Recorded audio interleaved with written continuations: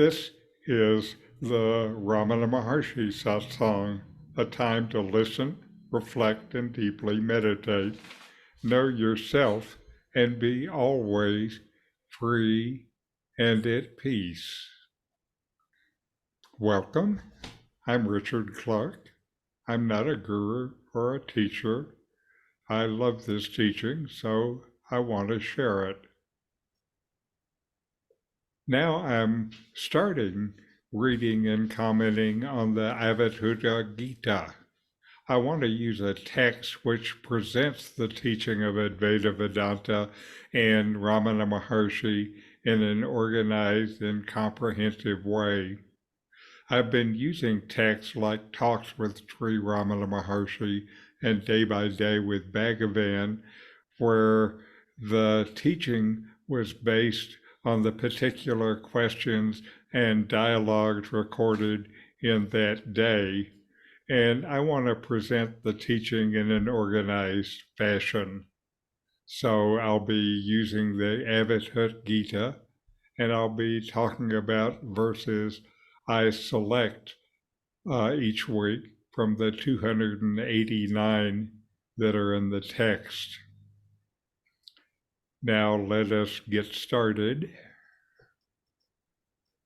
The first verse, I am neither bound nor free. I am not really in bondage. I am not a doer, nor am I the enjoyer of the fruits of action. I am pure consciousness, always non-dual. The Avadhuta Gita is attributed to the ancient sage Dattatreya, an ancient wandering ascetic who gave teachings on the path of self-realization. This Gita stands as a profound scripture within Advaita Vedanta. The earliest known copies are a bit more than 1,000 years old. Legend says that it's 3,000 years old. Its origins are lost in time. This sacred text is often associated with radical renunciation and transcendent wisdom.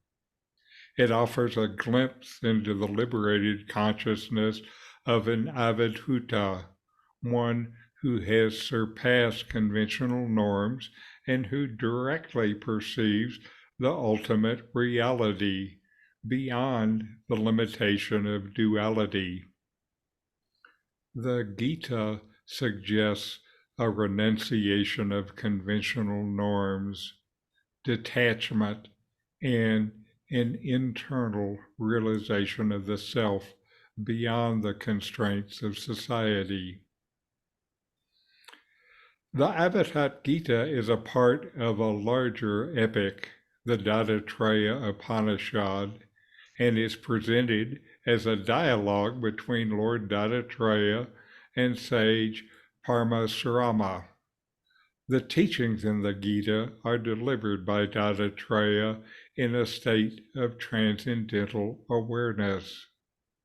The term Avadhuta implies one who has shaken off the worldly attachments and identifications, who stands free and unbound in the vast expanse of non-dual consciousness.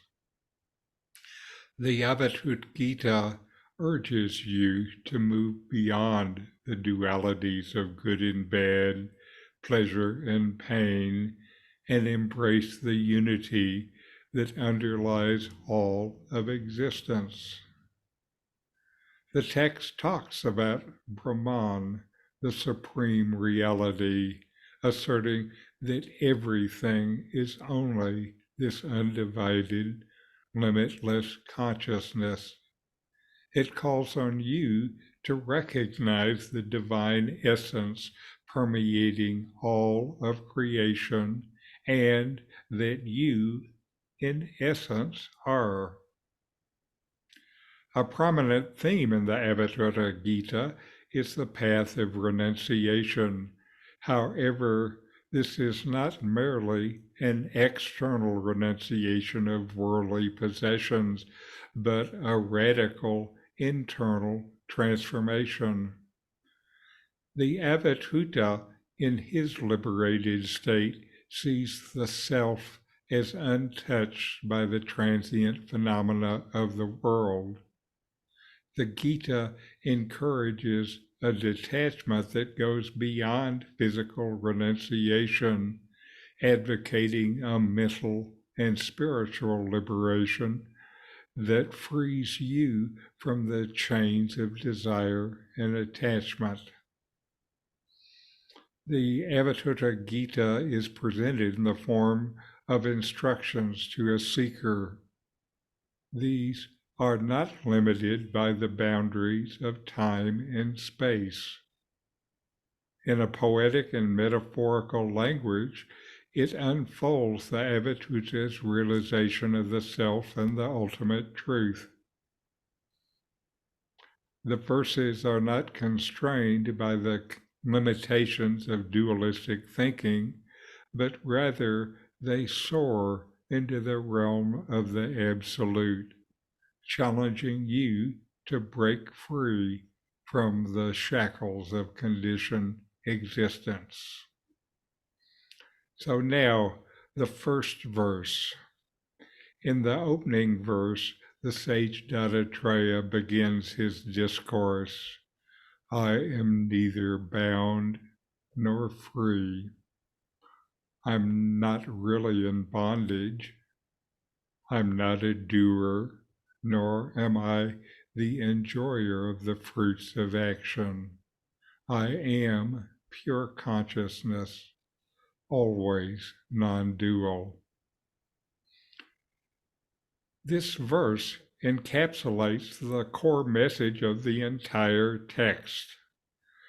Dattatreya, the Avadhuta, is beyond conventional notions of bondage and liberation. He asserts identity with pure consciousness beyond the dualities of action and consequence. This declaration sets the tone for the radical, non-dual philosophy that unfolds in the Gita. Let's look closely at the verse. I'm neither bound nor free. I am not really in bondage. This reflects the fundamental Advaitic understanding that the true nature of the self, Atman, is beyond the concepts of bondage and liberation. From Ramana Maharshi's perspective, the self is eternally free and untouched by the limitations of worldly experiences. This echoes the line from the Bhagavad Gita, weapons cannot shred the soul, nor can fire burn it, water cannot wet it. The same is expressed here. The next part, I am not a doer, nor am I the enjoyer of the fruits of action. Ramana Maharshi often emphasized the concept of akarta, non-doership. This means the true self is not the actor or the one who enjoys the fruits of action. The ego, or the sense of individuality, is associated with the body, its actions, and their consequences, but the pure consciousness remains untouched by any action. I am pure consciousness, always non-dual. This encapsulates the core teaching of Advaita Vedanta. The assertion of being pure consciousness says that the essence of the self is beyond body, mind, and intellect.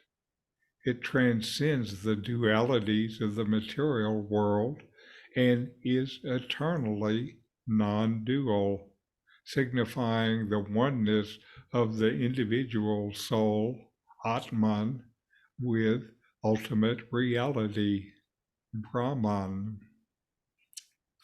Self-inquiry is a powerful tool to realize your non-dual nature.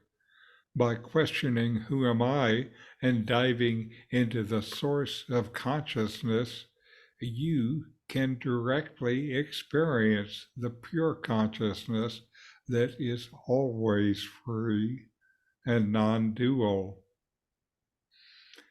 The Avadhuta Gita, with its profound insights, serves as a beacon for seekers on the path of Ramana Maharshi. It challenges conventional understanding of reality and urges you to go beyond the limitations of mind and intellect. As we explore this sacred text, may its timeless wisdom deepen our understanding of the non-dual truth and inspire our ongoing spiritual journey. And now, a talk from Nomi, free all the while.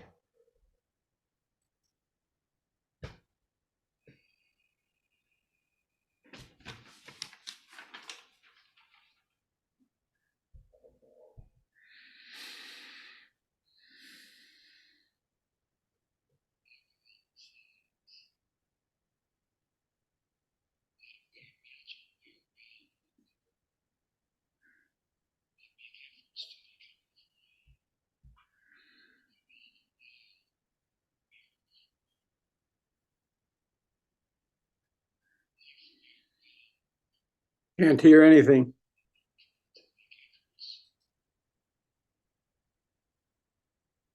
Let me start it again. I'm sorry. To become liberated from that bondage.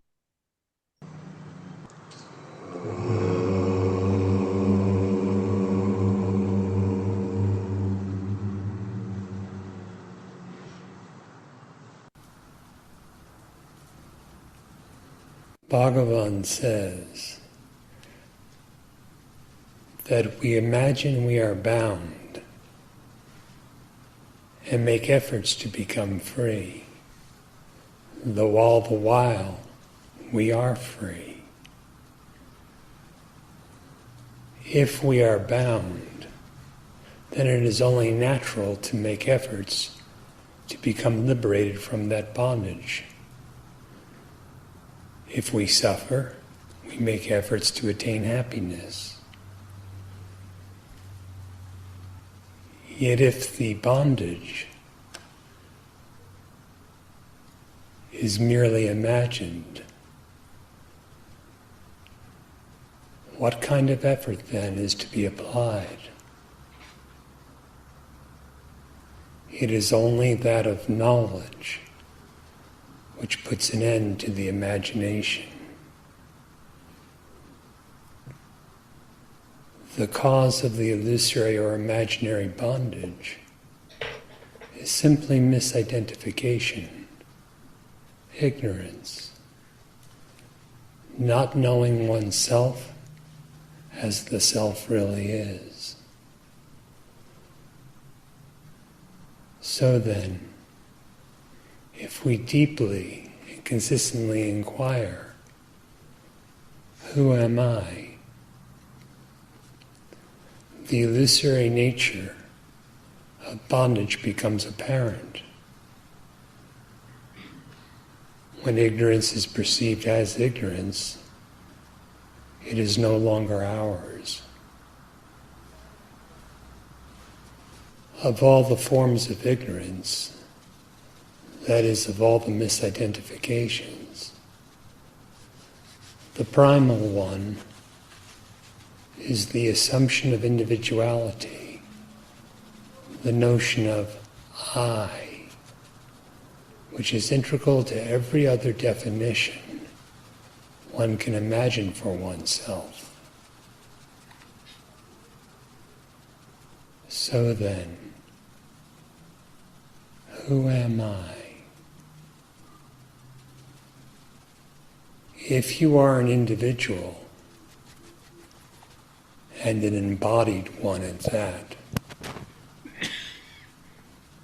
then you are defined, and you are confined by what you are defined by. Are you the body?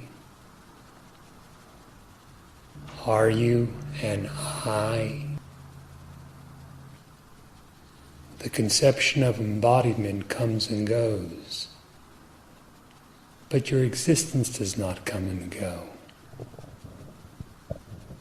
How then can your existence be confounded with the body? Similarly, the supposition of existing as an individual, the idea of I, rises and sets, but your existence does not rise and set.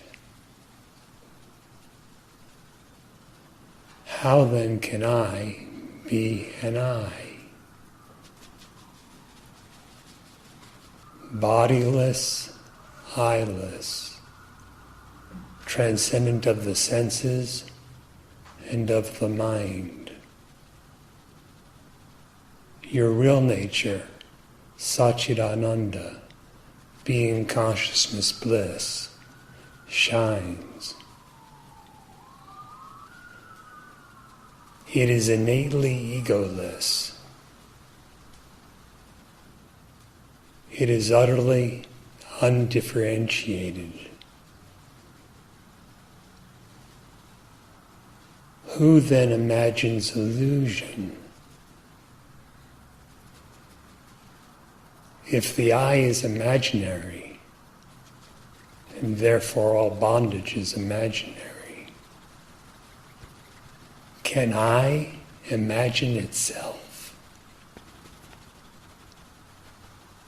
By such profound inquiry, realizing your nature to be the knowledge, the consciousness itself, find out the impossible character of ignorance.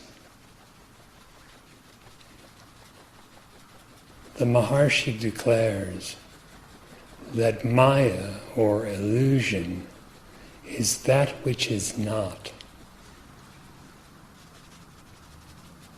One's bondage is never real. Not a drop of it is real. And what is real is always and perfectly full. Immutably so. So, if bondage appears, make effort to realize inwardly the knowledge of the self. Upon the realization of such knowledge, you see that in the absence of a bound individual, the bondage was never real. There is neither the illusion nor the one who experiences it. Just one self, which is Brahman, alone exists. It is that which has been free all the while.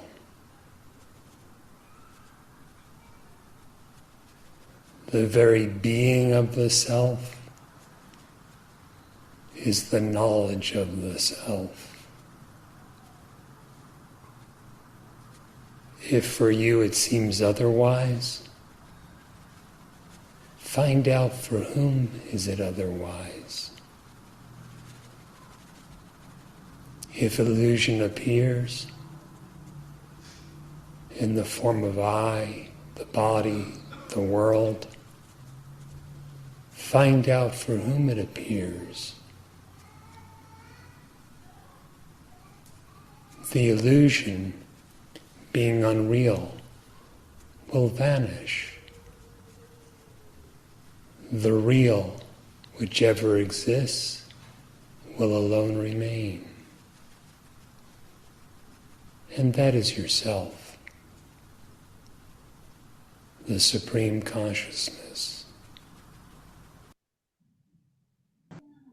All right, and now let's take a few minutes to inquire and make what we've heard our own direct experience.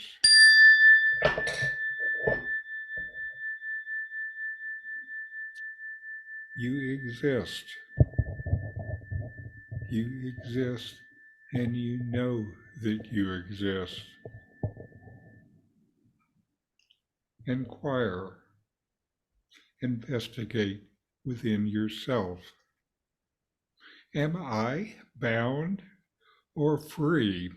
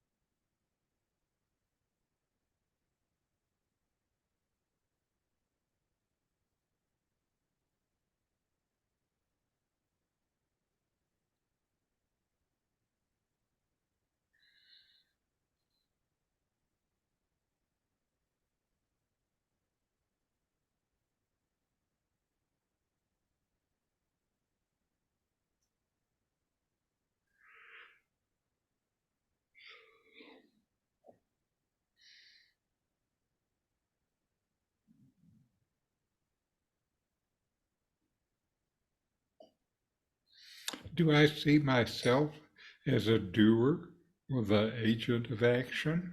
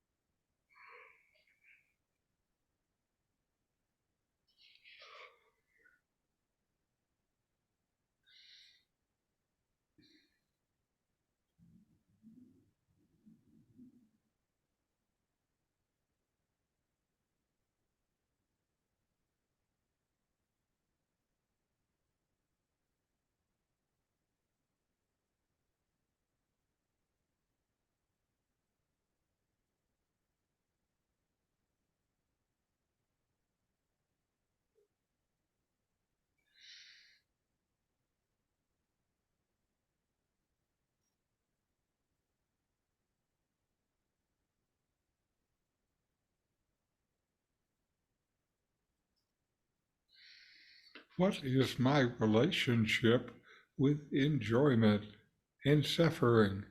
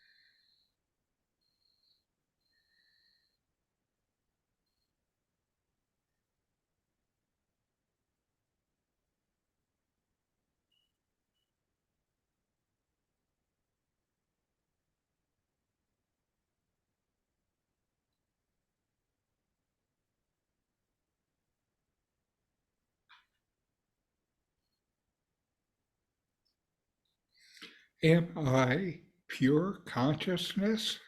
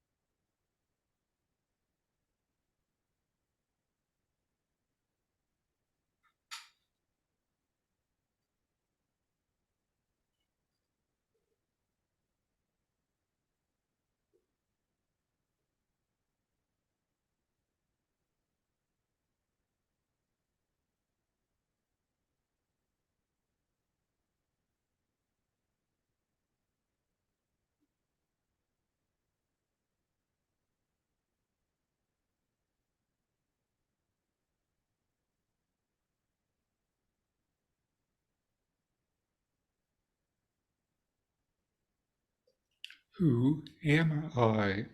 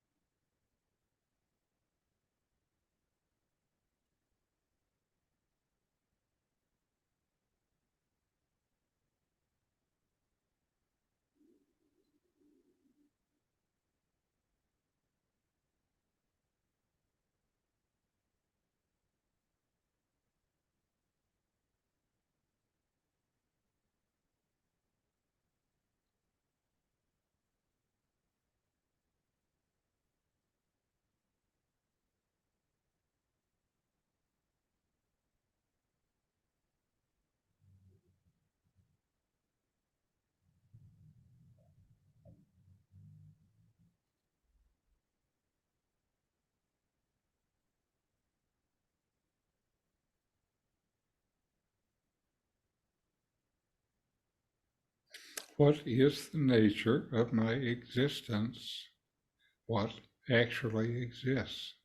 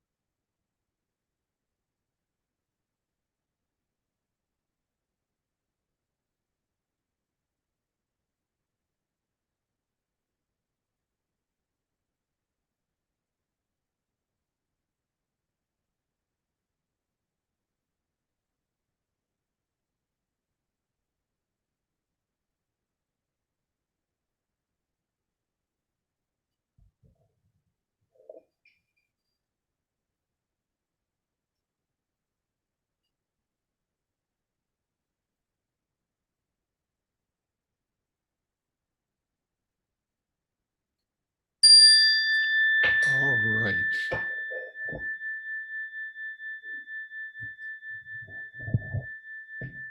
And let's close with our chant.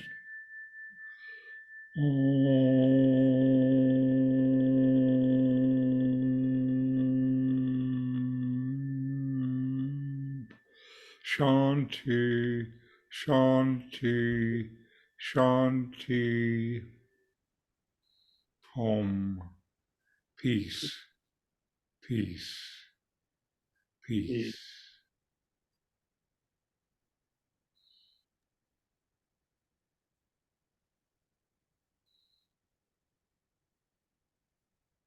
Fabulous isn't the word. Well, very good. I think the Avadhuta Gita will be good for us to go through. And, I recall in the old days, Nomi was called the Avadhuta Ashram, Ah, ah, ah. before it got the name of Sat. Mm, mm. Well, it's very, very powerful. And, the end there, it says not dual. Yes, So when that question, who am I, gets consumed in the funeral pyre, there's just that. yes. There's no other questions. There's nothing to be liberated or not liberated. Uh-huh. There's just that. And like he was talking about doership, there's nothing to do and nothing to be done. Right. And as long as you think that there is, you're very much in the I phase. Uh-huh. And I'm afraid I have to hold up my hand as someone who still feels like I can do something. After all, I'm putting on the satsang. Well, I tell you, I don't know that you're putting on the satsang, but I think we're all still in that same boat. We're Yes, doing our work. We're stirring that question in the funeral pyre. yes, yes. And I think, we are trying to do it where we're not doing it for ourselves. So that kind of lessens the weight of it. But, I still see myself, I have this idea. Hey, let's do the Avadhuta Gita. And Well, then, to do that, I don't know that that's your idea, I well, think it's all, the grace of Ramana, the uh-huh, grace of being, the grace of know me, yes, all of that living yes, in you think you are, but uh-huh. I, that's cer- the truth. I certainly agree with you on the grace that has uh, come my way. Yes, yes. And all of us are in the boat with you. Uh-huh. Anyway, I think we'll enjoy this and we'll see how it goes. And, Wonderful. in future sessions, I just won't do one verse because that's not enough to fill our time. I don't know if I'll do 2 verses or 3 or 4. I think it may depend on what the verses are. Absolutely. Wonderful. Mhm. Okay. Anyway, very good to share this with you. And namaste, and we'll see you next Thank week. you. Okay, Bye. namaste.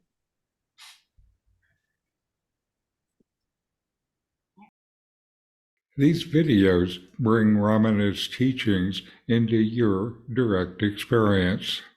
Click subscribe to see more. Click thumbs up to like, and send questions and start a dialogue with a comment.